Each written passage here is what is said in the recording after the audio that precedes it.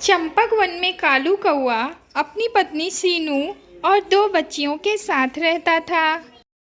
कालू रंग बिरंगे बर्फ के गोले बेचकर अपने घर का खर्च चलाया करता था।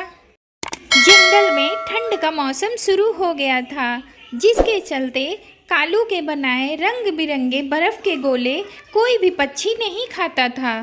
कालू की बिक्री ना होने से वह अपने ठेले के पास उदास बैठा था। क्या करूं, कुछ समझ में नहीं आता। ठंड इतनी बढ़ गई है कि बर्फ के गोले कोई खाना ही नहीं चाहता। ऐसे ही कुछ दिन चलता रहा तब तो मैं सड़क पर आ जाऊंगा। घर में पत्नी और बच्चों की जरूरतें कैसे पूरा करूंगा। यही सोचकर कालू कौआ घर वापस आ जाता है।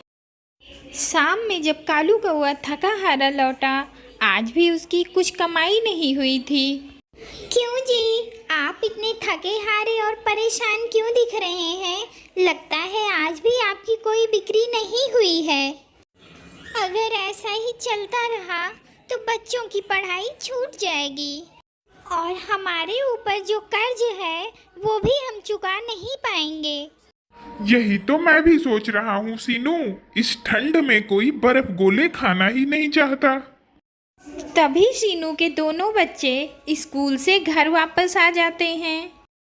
बच्चों, तुम लोग थोड़ी देर रुको, मैं तुम्हारे पिताजी के लिए बर्फ का गोला बना रही हूँ और तुम्हारे लिए भी बना देती हूँ। नहीं माँ, आज मुझे बर्फ का गोला नहीं खाना, आप रिंकी को खिलाओ। मुझे तो आज मैगी खाने का मन कर रहा है। पता है माँ, आज मेरे स्कूल में मेरी सहेलियाँ गर्मा गर्म मैगी खा रही थी, जिसे देखकर मेरे मुंह में पानी आ गया। माँ, मेरा भी आज मैगी खाने का मन कर रहा है। तुम मुझे 10 रुपए दो ना, मैं मैगी का पैकेट खरीद कर अभी लाती हूँ। सीनू रिंकी को 10 रुपए देती है। जा रिंकी, मैगी खरीद के ला, मैं तुम लोगों के लिए जल्दी से मैगी बना देती हूँ। सीनू जल्दी से अपने बच्चों के लिए मैगी बना देती है। अपने बच्चों को बहुत ही चाव से मैगी खाते हुए देखकर सीनू अपने पति कालू से कहती है, सुनते हो जी, आजकल बच्चे और बड़े सभी मैगी खाना पसंद करते हैं। क्यों ना हम बर्फ गोले की जगह गर्मा गर्म मैगी बेचना शुरू करें?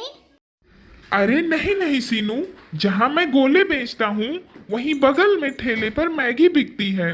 हमें कुछ अलग सोचना होगा। अरे तो तुम कुल्हड़ में चाय बेचो, कुल्हड़ चाय तो सभी पीना पसंद करते हैं। अरे सीनू, मैं ये सोच रहा हूँ क्यों ना हम कुल्हड़ मैगी बेचें। अरे ये तो बहुत बढ़िया आइडिया है। कल मैं तुम्हारे लिए बहुत सारे कुल्हड़ और मैगी बना दूंगी। सीनू, तुम ऐसा करो, कल से तुम भी मेरे साथ चलो, हम दोनों मिलकर कुल्हड़ मैगी बेचेंगे।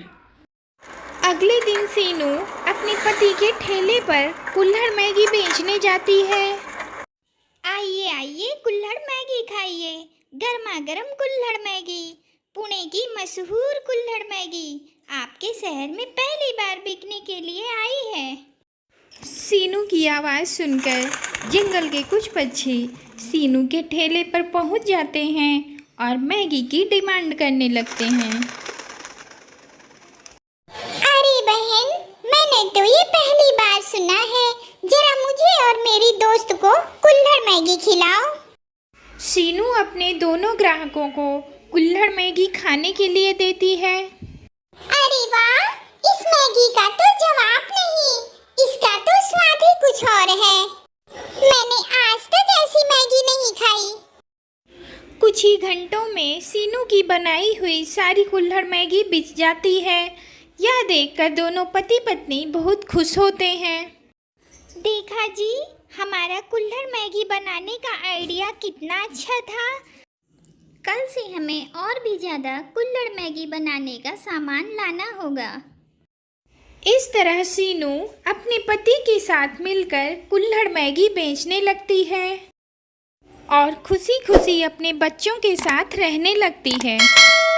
दोस्तों, जैसा कि आपने पिछले भाग में देखा, चौधरी साहब और चौधराइन अपनी शादी की सालगिरह मनाते हैं। उनका बेटा माधव अमेरिका से वापस नहीं आता तो वह बहुत दुखी हो जाते हैं। चौधराइन अपने कमरे में बैठी थी, तभी वहाँ चौधरी साहब जाते हैं और उनको बहुत समझाते हैं। जानकी, जिंदगी की पुरानी तस्वीरें यादों की नए दिए बनकर फिर से जगमगा उठी हैं। हमारा बेटा हमारे दामन से जो खुशियां छीन कर ले गया था, आज उसी की बेटी ने हमारी झोली खुशियों से भर दी है। आप खुश हैं? हाँ, बहुत खुश हैं। वर्षों बाद आपके चेहरे पर इस तरह की खुशी देखी है। भगवान करे आपके चेहरे पर ये खुशी हमेशा बरकरार रहे।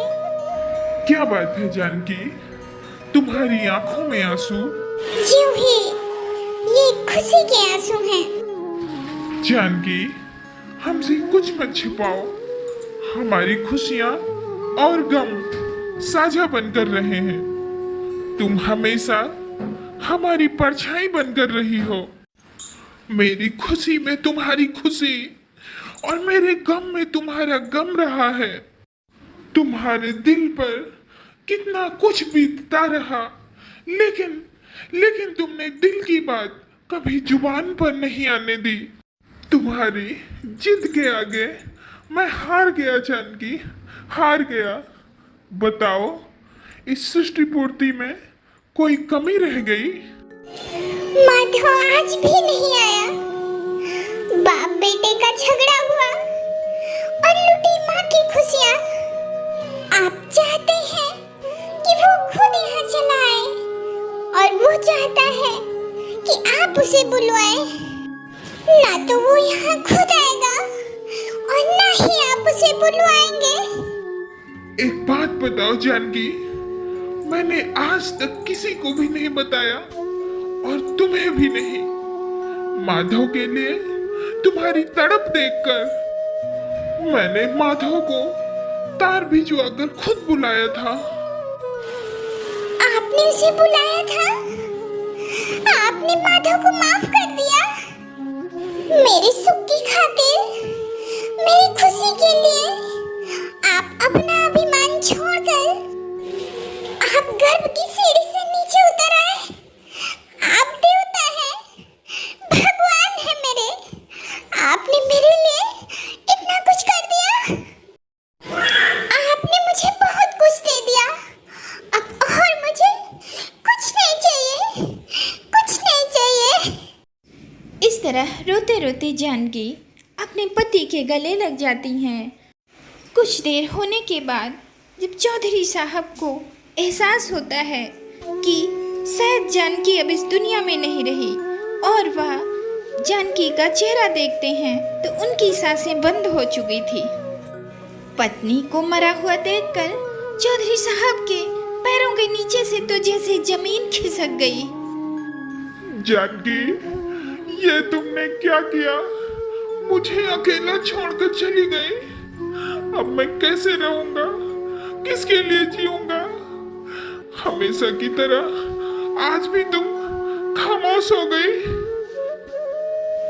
चौधरी साहब सीधा सीनू के कमरे में चले जाते हैं और उसका दरवाजा खटखटाते हैं।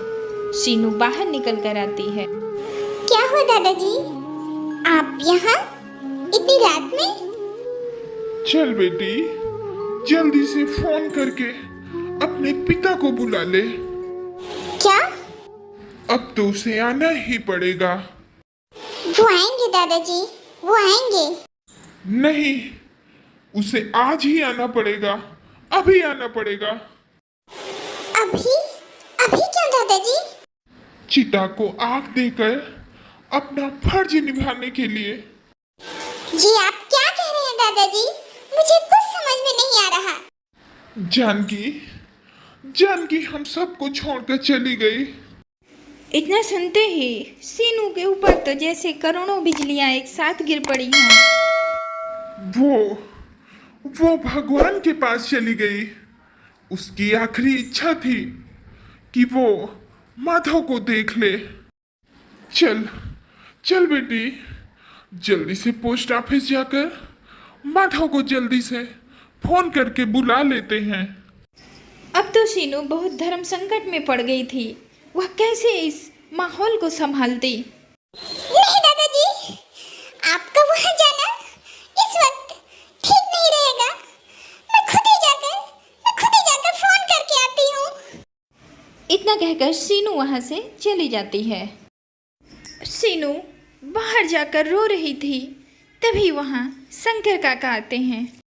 बिटिया, बस करो, अपने आप को मार डालोगी क्या? काका, एक कर्ज की लाश लेकर मैं पहले ही घूम रही थी और दूसरी दादी ने मुझ पर डाल दी। अब तुम ही बताओ काका, मैं क्या करूं? मैं क्या बताऊं? जिस झूठी आस की डोर से तुम उम्मीदों के सपने बांध रही थी, अब तो उसी का सहारा लेना पड़ेगा। नहीं, नहीं काका, ये झूठी आस की डोर मेरे लिए फांसी का फंदा बन गई है। मेरा दम घुट रहा है काका। मैं और झूठ नहीं बोल सकती, नहीं बोल सकती।